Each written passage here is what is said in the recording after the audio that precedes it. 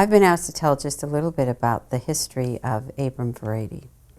And as I remember his telling it to us as children, his father was not a believer. His sister was. And when Abram came to know the Lord, he was out in the field, and he had a marvelous experience with the Lord. The Lord met him in a special way. And he fell down. And he felt from then on, when he came back and he told his father, and jumped upon his father's lap and told his father, and he had these big, long, gray whiskers. He pulled his whiskers and he told him, "Daddy, Daddy, I've accepted the Lord. I've accepted the Lord." And his father was pleased for him. And then he had two sisters. His mother had passed away. He had two sisters who were very close and who nurtured him in his walk with the Lord. But one thing Abram did is he went and told his friends, but he told them he had to accept the Lord the same way he did. So they had to get down on the ground and accept the Lord like Abram did. But as Abram grew in the Lord, and he'd have to go up, as I understand, up in the mountains and take the goats or the animals up into the mountains to the Setterhutens, and he would go up and he would spend time alone with the Lord and read his Bible, and the Lord met him in very special ways. And then when Abram was 18, I think it was in 1905, he had a friend came and told him that they had a ticket to the United States of America and that it needed to be used, and if anyone in their family would like to use this ticket. Well, Abram said yes, he would like to use the ticket, and he would go and stay a couple years and then come back. And they made his clothes and his suitcase, and he left Norway. And the Lord gave him a scripture verse, Isaiah, I think it was Isaiah 52, something about, though the mountains be removed and the hills, my love and my protection of you will never be removed. So as he left Norway and left the mountains and the hills, he knew that God would be faithful to take care of him and protect him. And then when he arrived in America and he landed in New York City, in the early days there, I guess they used to meet the immigrants. Different groups of organizations would meet the immigrants when they came in.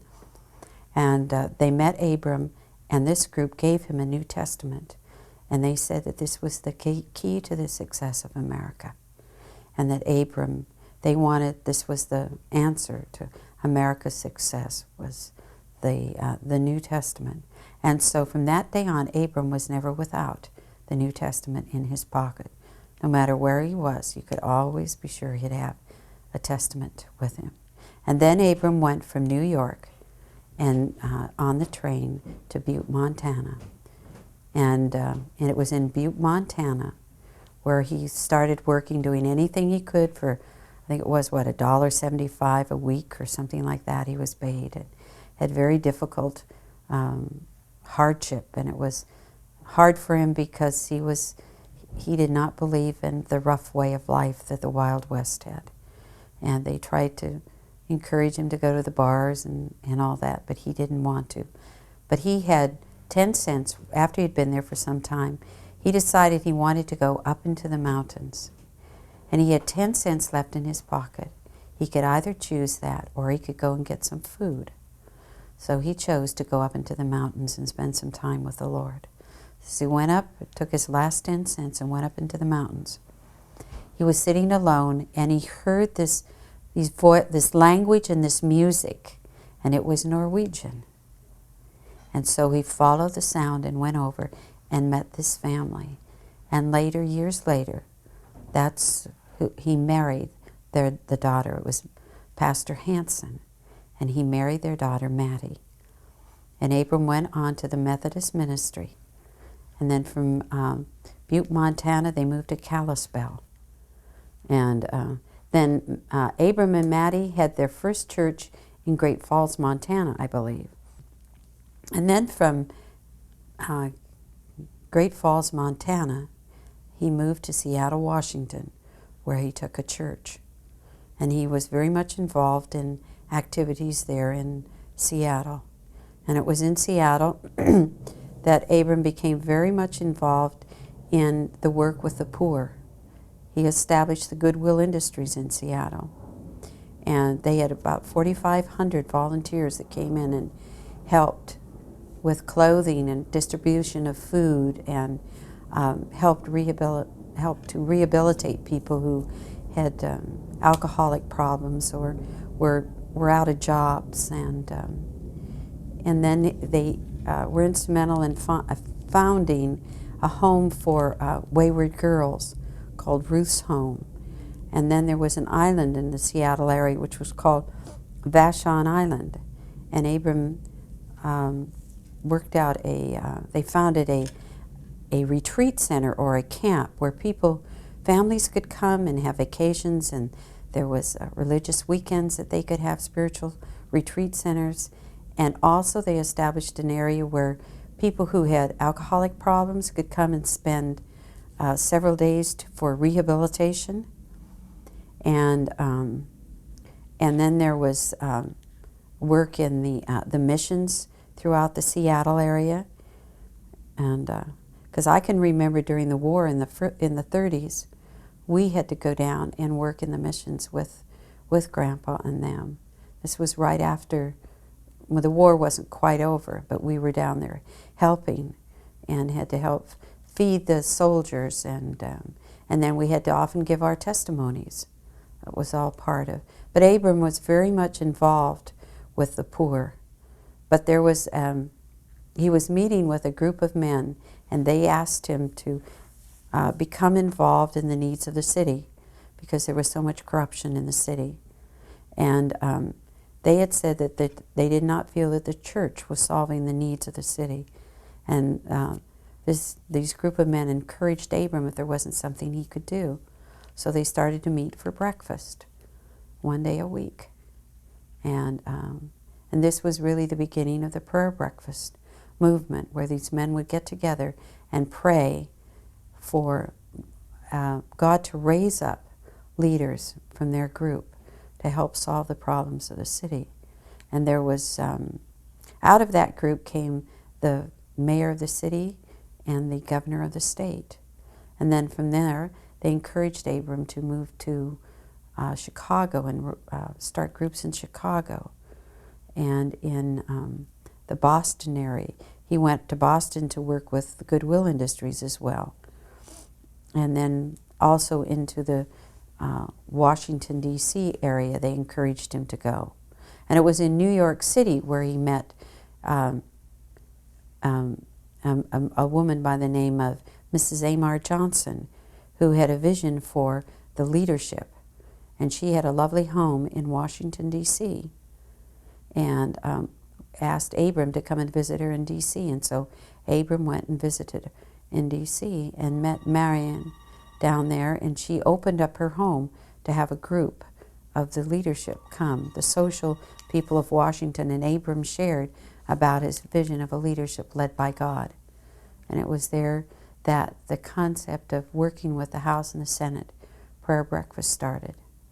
And eventually the home, which was purchased at 2324 Mass Avenue, which was called Fellowship House, opened. And but it's kind of interesting because of the way in which it all started, because it just sort of mushroomed after the Lord, after he became aware of the needs, and those men encouraged him, and then he left the church officially and just went full-time in ministry with laymen, encouraging them in the walk of Christ. And then in 1953, it was through Senator Frank Carlson and a group of men that they started the first presidential prayer breakfast under Eisenhower's administration. And it was in 1963 that they purchased the home at 2817 Woodland Drive. And it was due to the gift, actually, of a woman from Seattle who had come and lived with us at 2324 and didn't feel that the home was adequate. It wasn't large enough. And so she her husband had passed away, and so she gave the money for the purchase of this new home on Woodland Avenue. And so the foundation purchased that home, and was just wonderful because it had a large drawing room, and one could have far larger functions, and it could be used in a large dining room, so you could use it much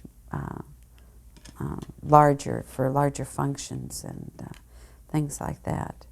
And then when Chuck Colson went to prison, and then when he started meeting with a group of men at Woodland House, then that became too much of a public place, and so the Lord led them to purchase this place over here at the Cedars, which could be used for leadership, but was more quiet and secluded, and individuals could come from around the world and would not be open to the public, and they could be quiet and they could discuss their spiritual life.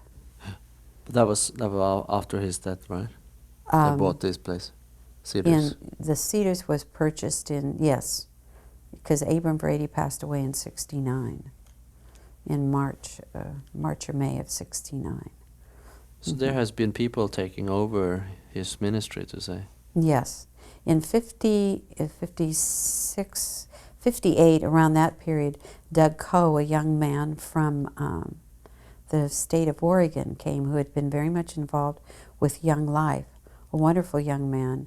Dick Halverson, who had come from the Hollywood Presbyterian Church in around 55, 56, to work with Abram, and thought that he was the one to help in a full-time basis with Abram. But as he came to work with Abram in Washington, Dick Halverson felt his ministry was really preaching and discipling in that way, not so much outside the church. And he met this young man, Doug Coe, in Oregon.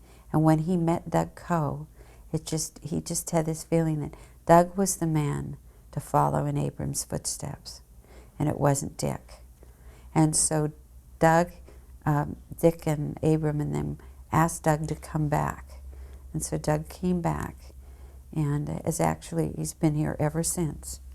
But he just walked with Abraham, was actually Abraham's feet and hands, and whatever Abram wanted him to do, he did, and learned discipleship from Abram. And I don't think things would have progressed the way they have if it wasn't for Doug, because Doug has the vision that Abram had. And they would sit for long hours, and Abram would share his dreams and his desires and what he would see. And I think Doug has brought forth these dreams into reality.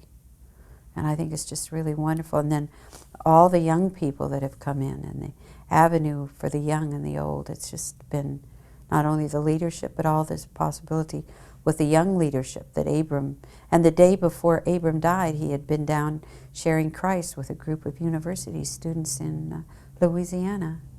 He came home that night and passed away. So it's even there right at the end, he was sharing the realities of Christ to a new generation. But he became like close friend to presidents and all the big leaders. I mean, was it that easy, that natural? I mean, I think I can't say I know how close he became. I know he knew many leaders and shared Christ openly with them. Now, how come, you think? Why did he share Christ with them? And I mean, why did they, to talk to him at all? I mean, were they so interested in Jesus, or were they so interested in him? I think he had a presence about him, and yet he had such a love for people that I think that it didn't matter if it was the taxi cab driver or the president of a country. Abram loved them for who they were. Not that they were a president but because God loved them so much that he gave his life for them. And I think that reality was so real in Abram's life, that he loved people. And I think people today, it doesn't matter from what walk of life you are, people want to be loved for who they are. And I think that was the quality that he had. And but he did have a presence about him. I mean, if he walked into a room, you thought he probably was an ambassador or somebody who was something, but he always said he was the son of a king. To the people? He said that to the people? He was an ambassador for Jesus Christ. He said so? That's who he represented, the King of Kings.